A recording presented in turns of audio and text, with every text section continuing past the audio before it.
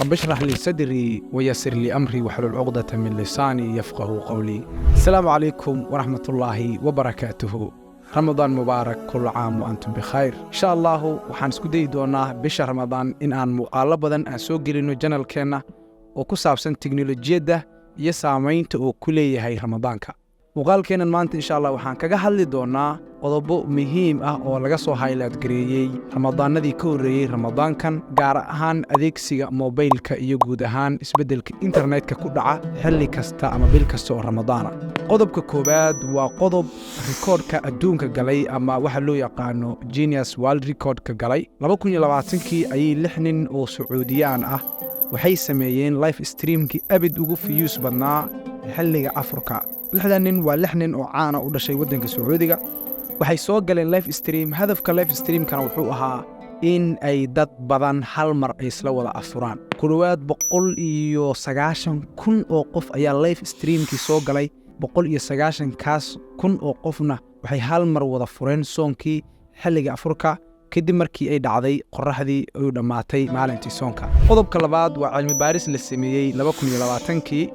waxaa la ogaaday in bisha Ramadaan uu siyaado adeegsiga mobilka, gaar ahaan adeegsiga social media ayaa kor u kaca bil kasta oo Ramadaan.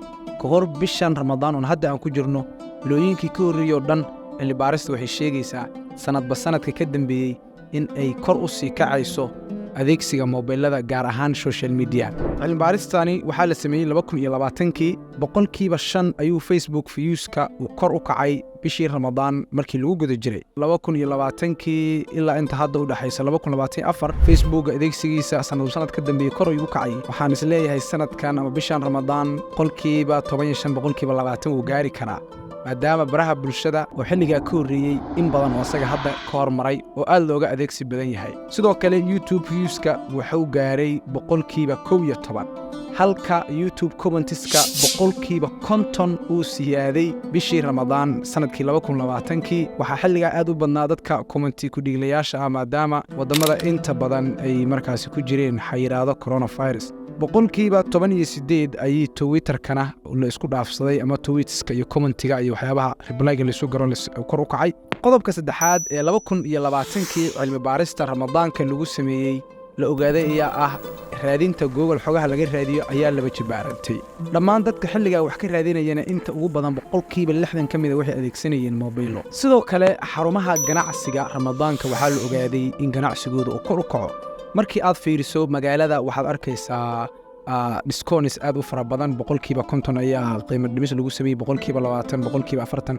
hadafka laga leeyahayna waxaa weeye in saleska uu siyaado. sidoo kale waxaa aragtay in dhar cusub uu soo baxo xilliga Iidda, waxyaabo markaas cilmo ay ku ciyaaraan la soo saarayo. hadafka laga leeyahayna uu yahay in saleska kambanigaasi kor loo qaado. waxaa la ogaaday bisha Ramadaan inta badan dadka Sooma oo Islaamka ah in 70% ka mid ah ay Instagram-kooda iyo Facebook account-kooda ay ka raadiyaan waxyaabihii ay xiran lahaayeen, waxyaabihii ay ku iidi lahaayeen. 47% waxaa la ogaaday ka hor Ramadaanka intuusan bilaaban in ayba u diyaar garoobaan bishan Ramadaan waxay xiran lahaayeen inay Facebook ka baaraan.